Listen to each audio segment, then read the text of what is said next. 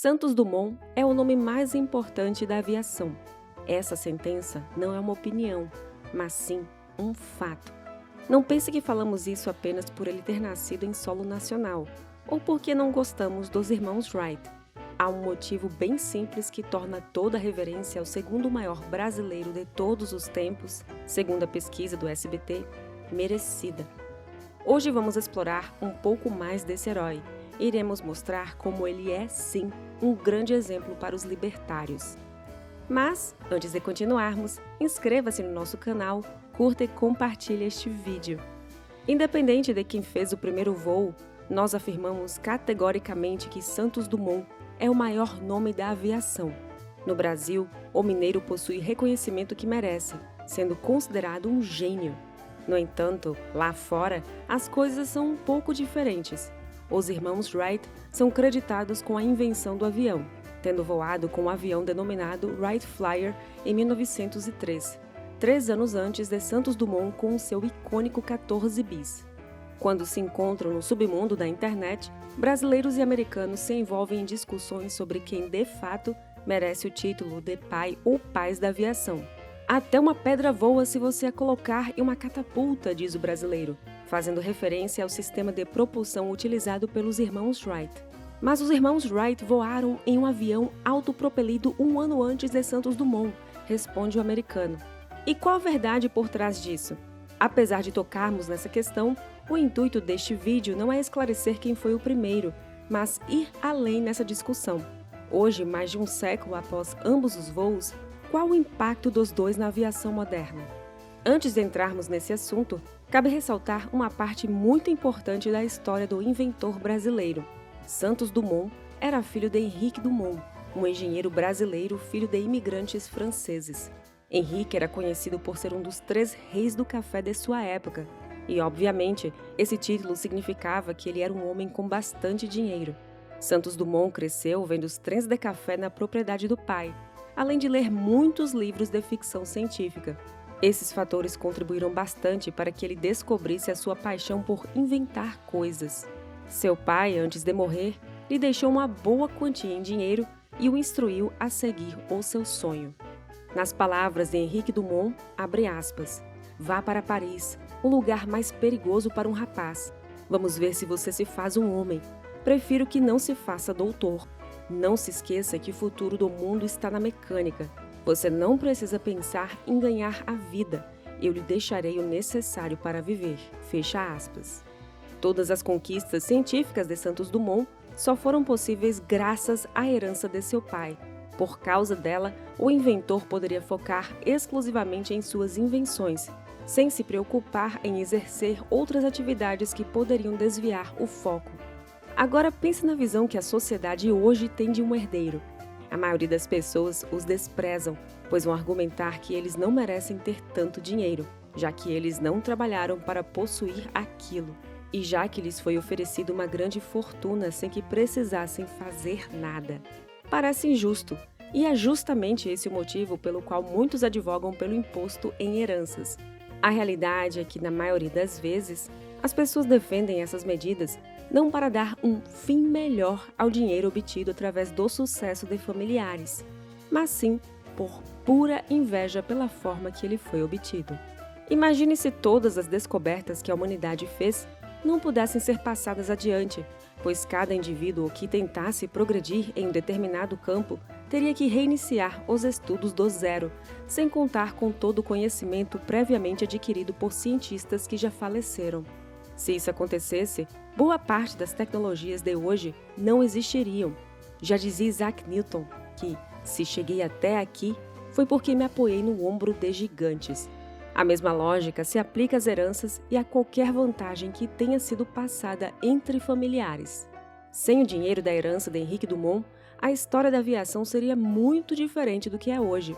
Assim como não há motivos para reinventar a roda, também não há motivos para querer que alguém crie algo do jeito mais difícil, sem apoio financeiro ou sem se basear no trabalho de outros inventores, só para apaziguar o sentimento de inveja de terceiros. A história da herança exemplifica muito bem isso. Mas há outro fator em Santos Dumont que mostra como a cooperação voluntária é parte essencial para o progresso. Muito além de quem fez o primeiro voo, há um outro ponto muito mais relevante na vida de Santos Dumont. Todo mundo conhece o 14 Bis, o projeto que o tornou famoso. Para além das contestações de outros voos antes do dia 23 de outubro de 1906, essa não foi a sua maior contribuição. Após vários outros protótipos, em 1907, Santos Dumont inventou o avião Demoiselle. Para nós, essa sim é a sua maior contribuição, não só pelo feito científico, mas principalmente pela sua atitude, propiciando enormes avanços na aviação. Em vez de patentear a invenção e obter algum lucro, o inventor mineiro preferiu publicar os planos da aeronave. Sim, qualquer pessoa que se interessasse poderia muito facilmente entender como Demoiselle funcionava, bem diferente do que os irmãos Wright fizeram, já que suas aeronaves eram patenteadas. Aqui é importante notar como as patentes não contribuem em nada para o avanço da ciência, além de serem incompatíveis com o libertarianismo. Ideias não podem ser roubadas e cópias não são roubo. A propriedade privada, seguindo o princípio da escassez, funciona somente com bens tangíveis e as ideias não se encaixam nisso. É perfeitamente plausível que duas pessoas tenham a mesma ideia e a utilização de ideias de terceiros não implica roubo, já que a ideia original continua intacta. No livro Contra a Propriedade Privada, Stephen Kinsler argumenta que o problema das patentes pode ir muito além, já que o detentor de uma patente consegue controlar parcialmente a propriedade de terceiros. Como isso é possível? Imagine que o mecânico do século XX tivesse acesso aos planos do avião dos irmãos Wright. Um dia ele poderia decidir utilizar seus próprios recursos para montar uma versão própria do modelo. Mas, graças à propriedade intelectual na forma de patente, ele estaria correndo um risco caso decidisse levar a ideia adiante. Com o registro da patente, os irmãos Wright poderiam utilizar a força do Estado para coibir a fabricação de aviões parecidos, mesmo que eles utilizem recursos próprios. O mecânico não poderia usar suas ferramentas e seus materiais para esse fim específico. Há uma distinção importante a se fazer. Dizer que a propriedade intelectual é incompatível com o libertarianismo não é o mesmo que ser a favor da fraude. Se uma pessoa utiliza uma ideia de alguém e diz que foi ela quem criou, ela então está enganando os possíveis clientes. Toda relação de troca é um acordo entre as duas partes, e nessa relação está implícito que tudo que foi acordado é a verdade. Você provavelmente ficaria triste se comprasse um álbum autografado pelo seu artista favorito e depois de um tempo descobrisse que a assinatura é falsa. Como a ideia de Santos Dumont estava disponível para todo mundo, a indústria passou a se basear no Demoiselle. Basta ver os modelos de aviões produzidos nas décadas de 1920 e 1930 que você notará uma semelhança imensa com o modelo de Dumont. Tornar o projeto público foi sem dúvidas uma contribuição que definiu o rumo dos designs dos aviões modernos. O modelo do Demoiselle foi atualizado por outras pessoas. É como se no momento em que Santos Dumont disponibilizou os planos, ele tivesse recebido a mão de obra de milhares de entusiastas da aviação pelo mundo inteiro. Para o aviador brasileiro, isso era tudo o que importava. Aqui, voltamos ao ponto que tratamos no início do vídeo, a herança. Se Santos Dumont não tivesse o apoio que teve, será que ele se preocuparia em liberar os projetos de seus aviões sem querer nada em troca? Será que ele sequer conseguiria inventar e aperfeiçoar seus modelos? E mesmo se conseguisse, quanto tempo ele levaria para fazer isso sozinho, sem que outras pessoas pudessem, por conta própria, produzir suas invenções? A propriedade intelectual é um caminho muito fácil e tentador para se ganhar dinheiro, mas, como falamos, é um caminho compatível com o libertarianismo. Não há como proteger bens intangíveis de roubo, já que eles sequer se encaixam na definição de roubo. O detentor da patente, ao acionar o Estado, geralmente escolhe se acomodar. Ele ganha dinheiro passivo com a invenção e isso já lhe basta. Ele não precisa aperfeiçoar a ideia ou inventar outras coisas. A patente lhe dá um incentivo para a inércia. Quem perde com isso, obviamente, é a sociedade.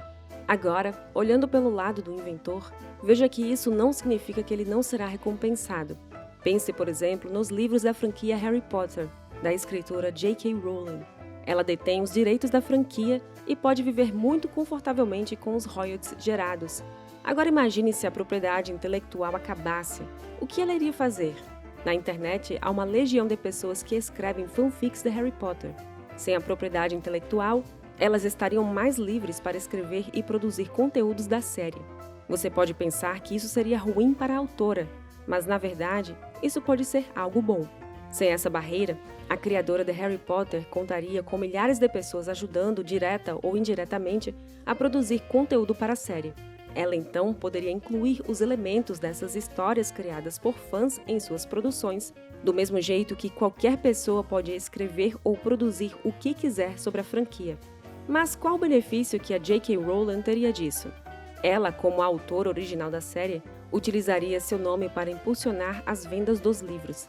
Você preferiria ler um livro de Harry Potter escrito por um qualquer ou preferiria ler um livro da criadora original? Ela, por ser a criadora, tem toda a visão da série e tudo que ela escrever terá mais relevância entre os fãs. Se você quiser saber mais sobre como inventores, músicos, escritores e artistas no geral podem lidar com o fim da propriedade intelectual dentro dos princípios do libertarianismo, assista ao nosso vídeo Como a abolição da propriedade intelectual pode ajudar os artistas. Link na descrição. Portanto, pelos motivos citados nesse vídeo, cremos que Santos Dumont não é apenas gênio da aviação nascido em solo nacional, mas também um exemplo de como os princípios libertários podem impulsionar a sociedade para o progresso verdadeiro. Se hoje, pouco menos de um século após a sua morte, tivéssemos inventores e cientistas tão engajados quanto o mineiro, imagine só o que já poderíamos ter alcançado. Este vídeo foi o resultado da colaboração entre Paulo Almeida, Dave Yoda e Jason Todd. Faça o único L que importa, o L da liberdade. Até o próximo vídeo.